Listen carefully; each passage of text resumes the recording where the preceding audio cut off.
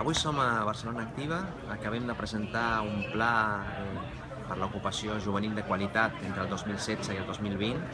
Ho fem perquè a Barcelona tenim una realitat que és molt dura en termes de precarietat i en termes d'atur, sobretot de la població jove. Darrerament estan apareixent fenòmens que ens preocupen molt, com el fenomen dels joves aturats de llarga durada.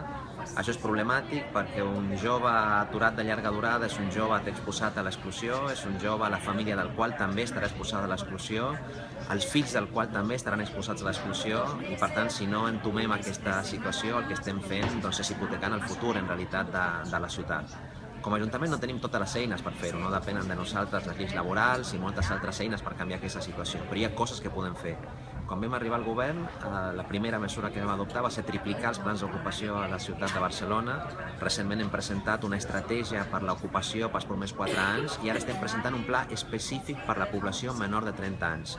Aquest pla específic tindrà una dotació de 8,5 milions d'euros, 39 mesures concretes per ajudar els joves en l'orientació professional, per ajudar-los a trobar feines concretes i per millorar sobretot les condicions laborals que hi ha amb les empreses que actuen al conjunt de la ciutat.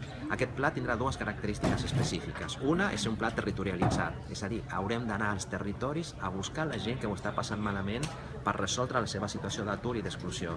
I el segon és atendre perfils específics, és a dir, ocupar-nos de col·lectius que tradicionalment han estat menystinguts, com les persones amb discapacitat, els joves que tenen problemes de salut mental, els joves que han hagut de deixar l'ESO. Hem d'actuar sobre aquests col·lectius perquè actuant sobre aquests col·lectius és com garantim un futur sense exclusió.